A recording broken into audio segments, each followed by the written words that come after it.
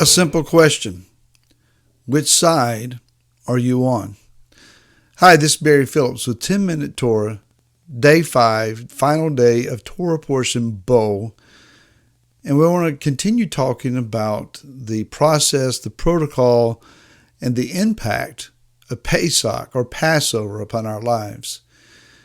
We go back to chapter 10 in the book of Shemot or Exodus, and we look at verse number 3, where Moshe asks a very important question of Pharaoh, saying, "Thus said Yahweh Elohim of the Hebrews, till when shall you refuse to humble yourself before me?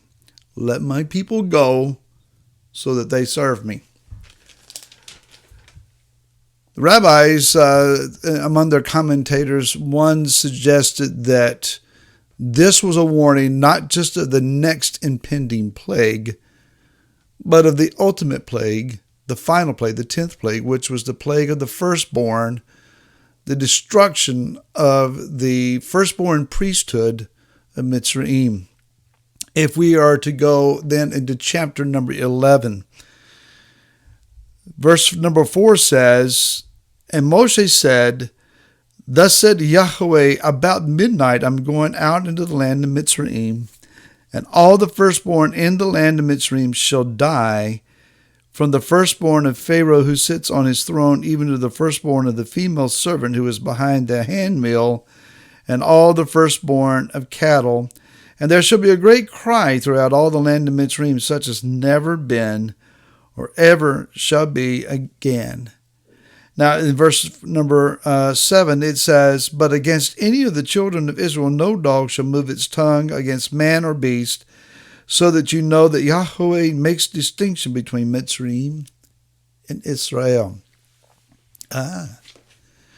There is the distinction between Mitzrayim, which is symbolic of the systems of this present age and world, given to its idolatry, its licentiousness, that's a word we don't use very much, its vulgarities, its debaucheries, its paganistic mindsets.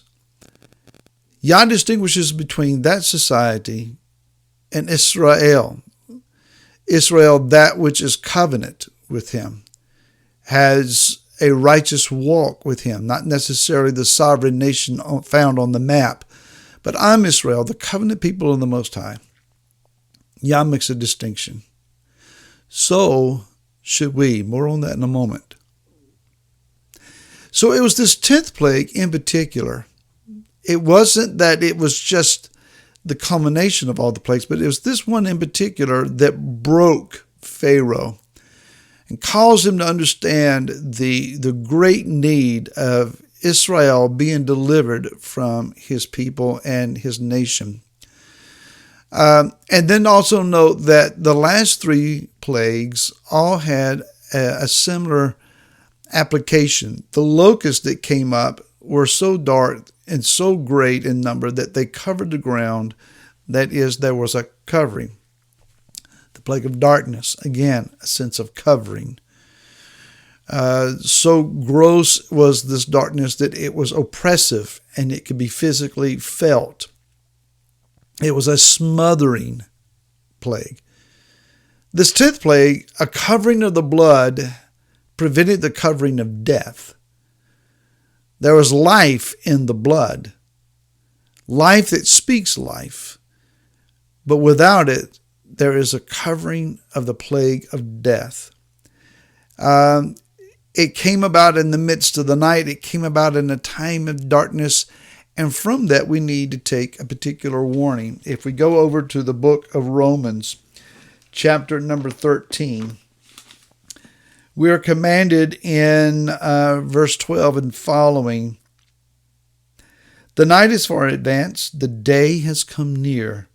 So let us put off the works of darkness and let us put on the armor of light. Let us walk becomingly, as in the day, not in wild parties and drunkenness, not in living together and indecencies, not in fighting and envy, but put on the Master Yeshua Messiah and make no provision for the lusts of the flesh."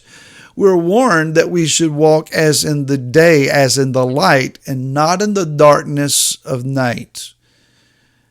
And putting on Yeshua, finding our identity in Him, we walk in the light. Otherwise, we walk in the deceptions of darkness. If we were to turn the page a little bit and go over to 1 Corinthians chapter number 5, verse 2 says, "For you yourselves know very well that the day of Yahweh comes as a thief in the night. For when they say peace and safety, then suddenly destruction comes upon them as labor pains upon a pregnant woman, and they shall not escape. But you, brothers, are not in darkness, so that this day should overtake you as a thief. For you all are sons of light and sons of the day. We are not of the night nor of the darkness."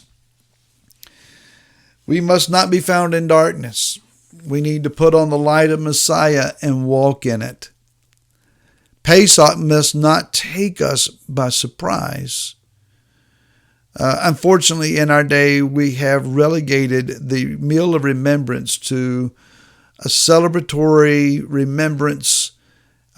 We have a certain menu that we ascribe to a gathering. We dress up a bit. We go through the rituals of the 4 questions and the bitter herbs and so forth, eating matzah for 7 days. And we think we've covered it. We've obeyed the command. And certainly that's a part of it. I'm not belittling that. But I'm saying that there needs to be a greater identity gathered and gained by eating this covenant meal and beginning to identify with those who came out of the land. Now, why were they brought out of the land?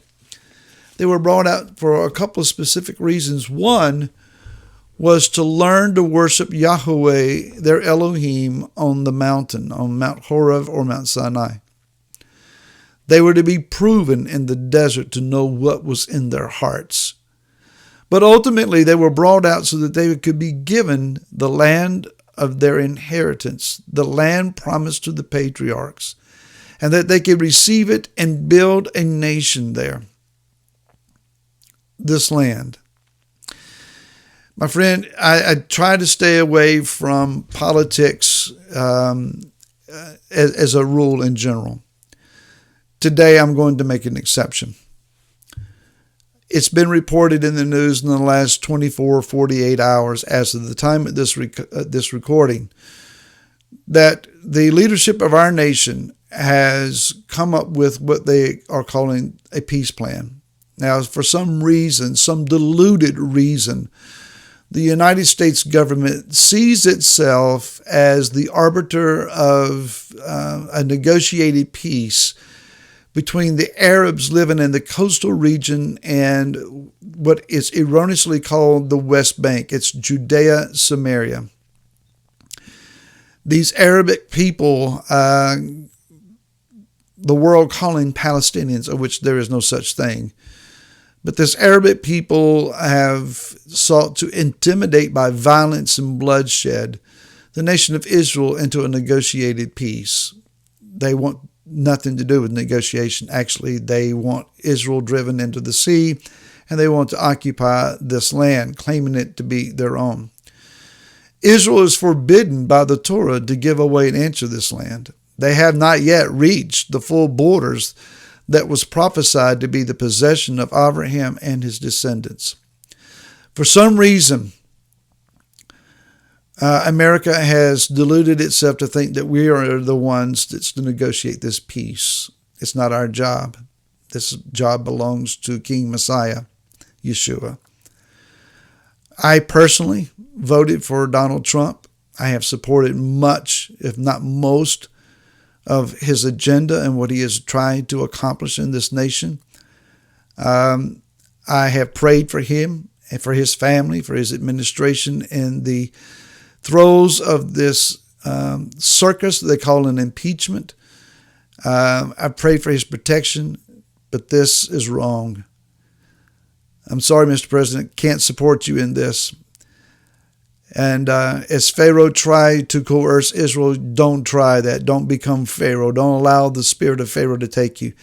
My friend, you and I must pray for Israel. This is to be rejected. This is not Yah's peace plan. This is not his heart. This will not work. And may Yah have mercy on our nation, and may Yah strengthen his people, Israel, to resist the coercions and the manipulations of nations around them. Shabbat Shalom. Look forward to talking to you again next week.